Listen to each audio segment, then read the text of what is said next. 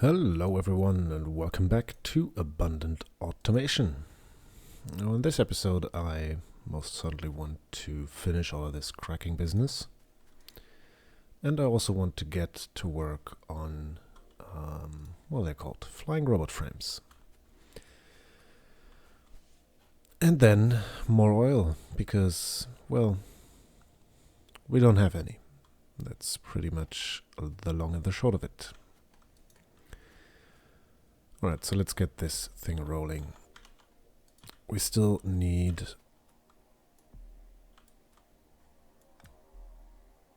Yes, we do still need power up here.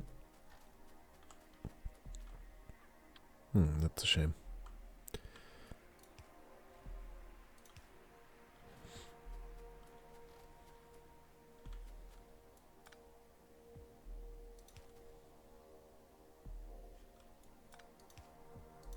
Yes, it'll fit that way. And now we still need some wiring here. Should probably have done that before hooking them up, but well. Alright, so the two of you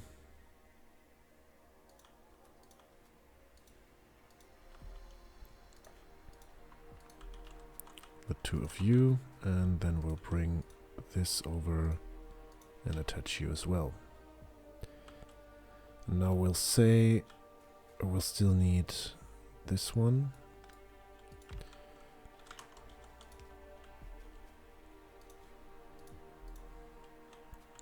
Right.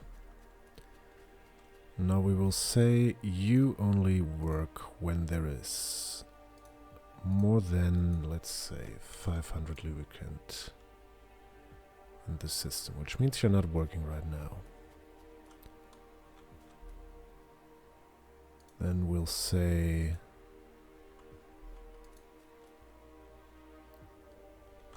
you are only working when there's less than 500 lubricant.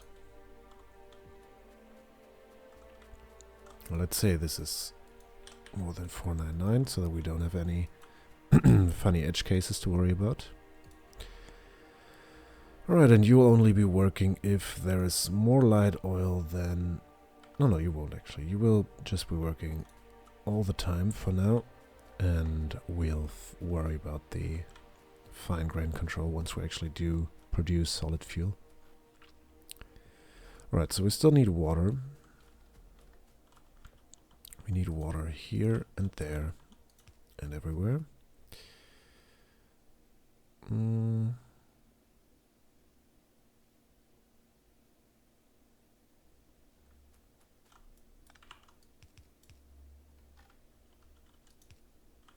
Good, they don't attach.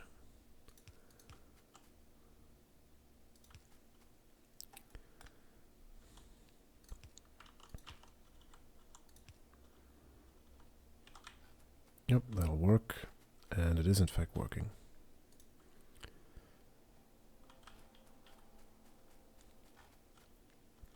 Alright, so we do have 573 lubricant here, which means you're not doing anything, but you are.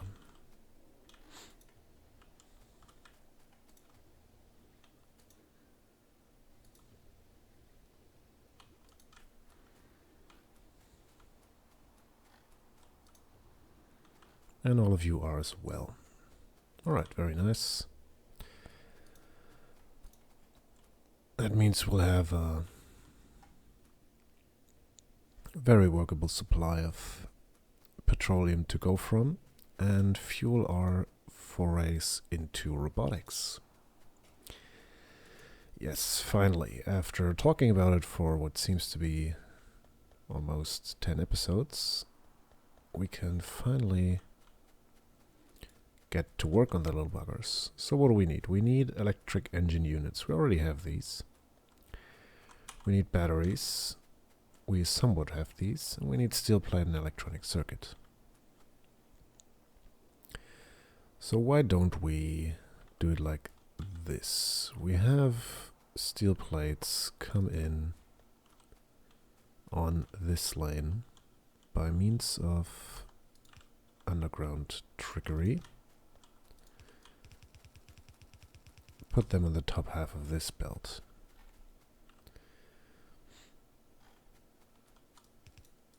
Then I'll do a little loop around back here.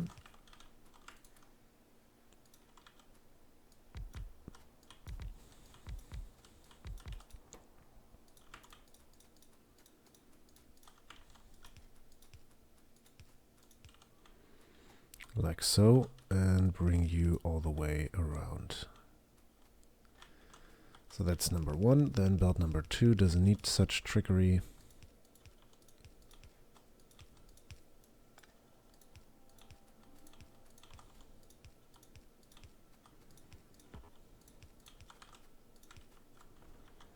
And the output belt will face this way.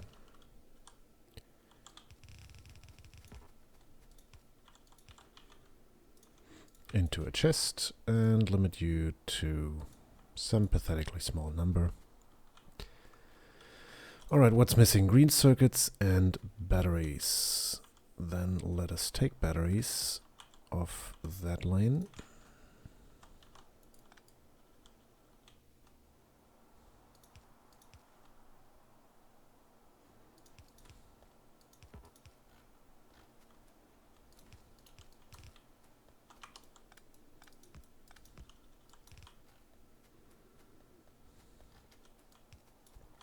And run out of green, yellow, slow belts. I wonder, would it be worthwhile to switch to red belt? I think it would.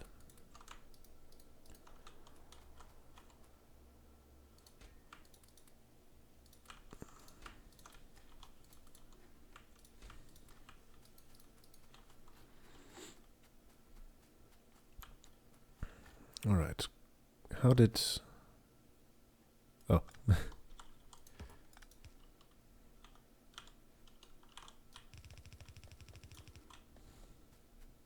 It's going to look a bit messy until I really fully commit to the red belt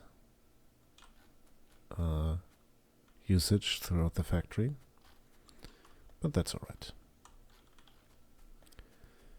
Alright, if I bring this all the way through, will I break anything if I make the battery belt two-sided? Yes, I would.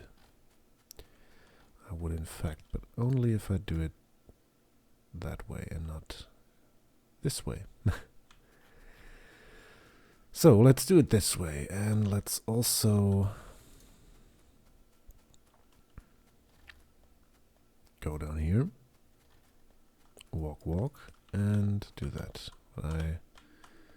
For the time being, I want to manually put these in so that actually none of them make it to science.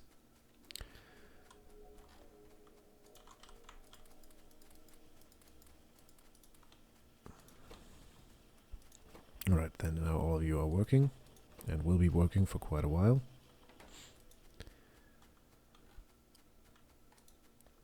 And now all I need is a couple of red circuits. Let's actually grab as many as we can.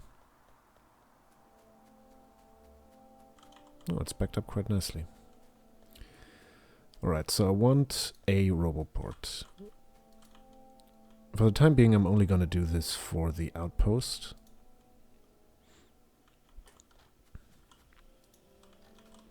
Oh yes, and let's also put in chests for regular engines and electric engines. Say about 100 each. Limit you to 100 as well. And then eventually I'll also do something that others have referred to as Skynet, where I'll put I'll automatically produce robots, logistics bots and construction bots, and automatically put them into the logistics network, but for the time being I'm perfectly happy with the way that things are. Alright, I think about 25 should be more than enough.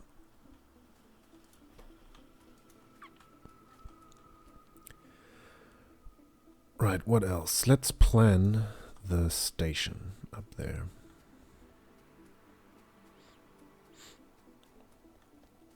So oil trains will also be one loco and 2 wagons, I think.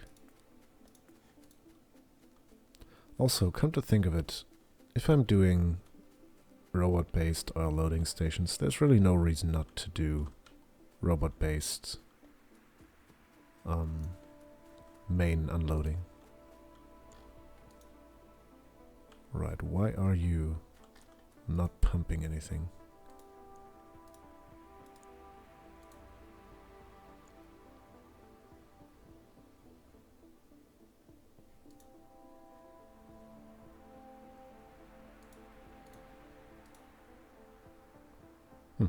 Very curious.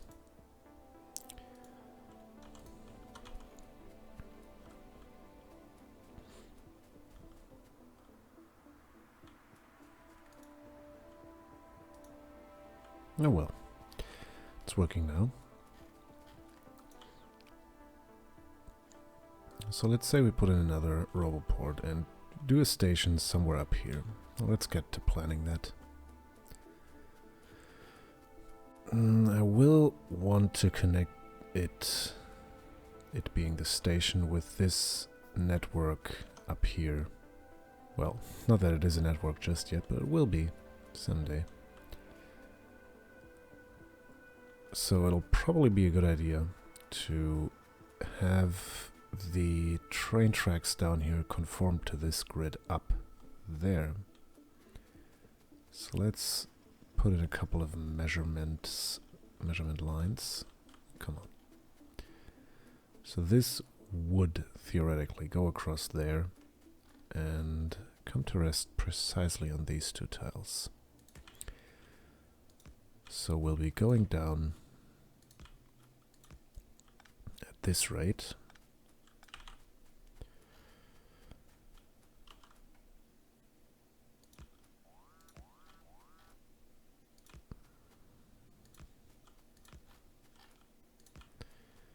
And then we'll be down here. Now that's a bit close for comfort, but I think this is a pretty good approximation for where we want to go.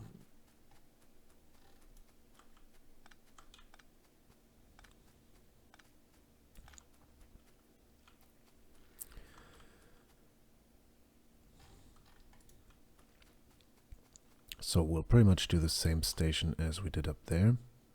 Do I want to squeeze by here? Don't actually think I do. Now let's just immediately go for total robotification here. It's not that big of a throughput system anyway. Yeah, so let's do about 25 each.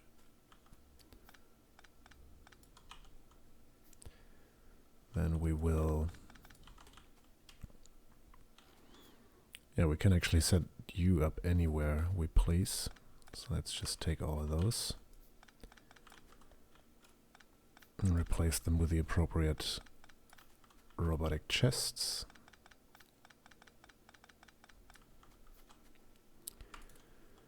And appropriate meaning we have... Well, we actually should have active providers here, shouldn't we? Yes, we should. We only need 5 of them. Let's do 10 anyway. Alright, so requesters everywhere at the inputs. All of you are going to request some crude oil. Then we're still waiting for active providers, but that's okay. Now, what about you? It would be preferable to have you somewhat out of the way here.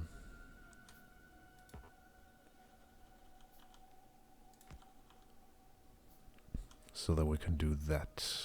But that's really not that much of a problem.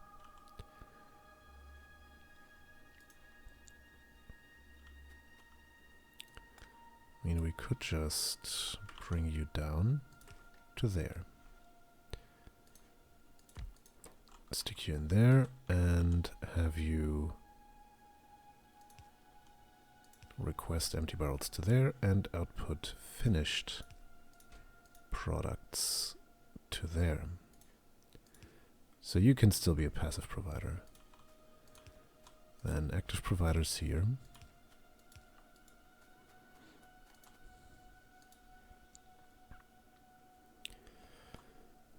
Probably also want a storage chest in case we have any overflow.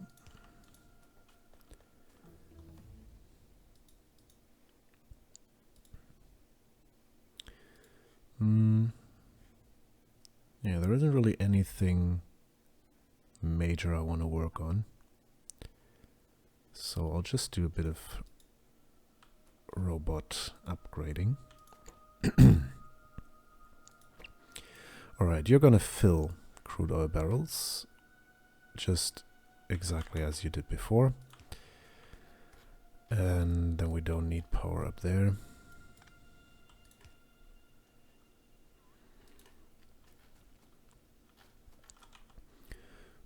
Alright, all of this will be a very, very local setup. So I think I'll even have like a manual, oh hello, a manually fed steel barrel production up here.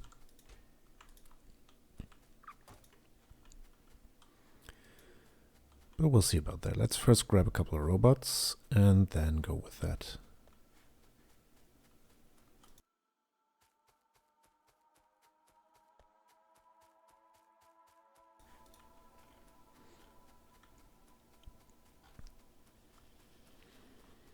So I think about 25 at either end will be more than enough to cope with the amount of throughput we're expecting here.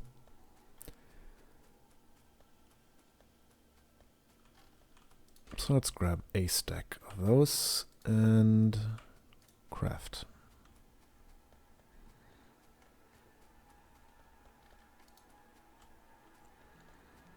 Probably also be a good idea to extend power. So let's do that.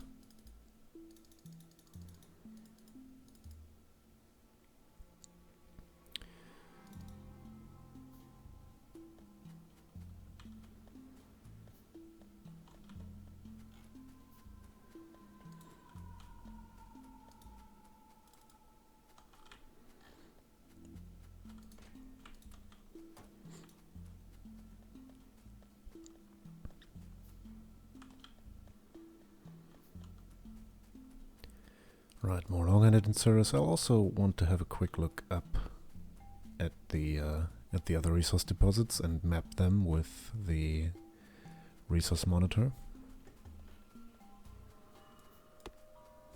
Why did I do that? It's just another space in my inventory. Alright, you don't need to drain anything.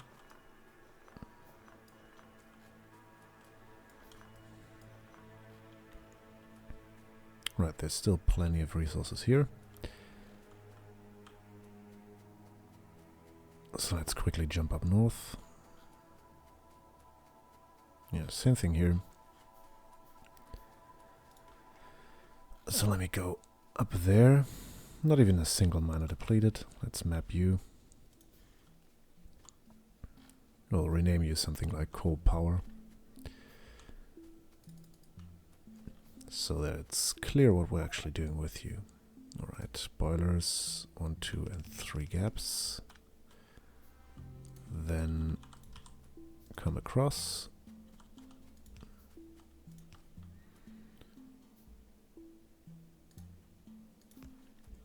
Alright, this side you are coal, still 470,000 of you. Call you coal power.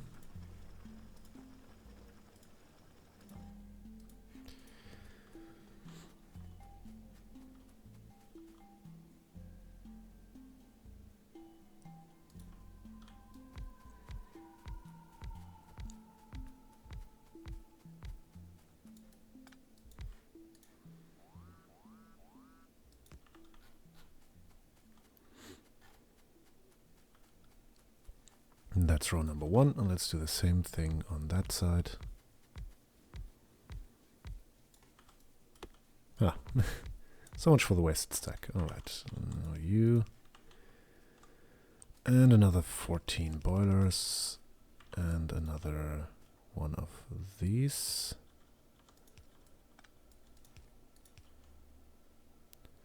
Water, go. Water, go number 2. And now we just need those and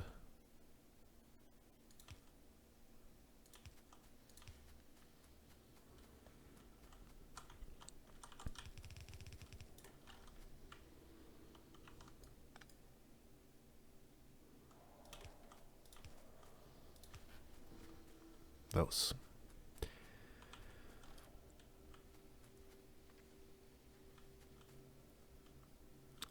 And why are you performing at maximum and you are not? Because you're in a separate grid. That's very, very peculiar. Alright, let's fix that.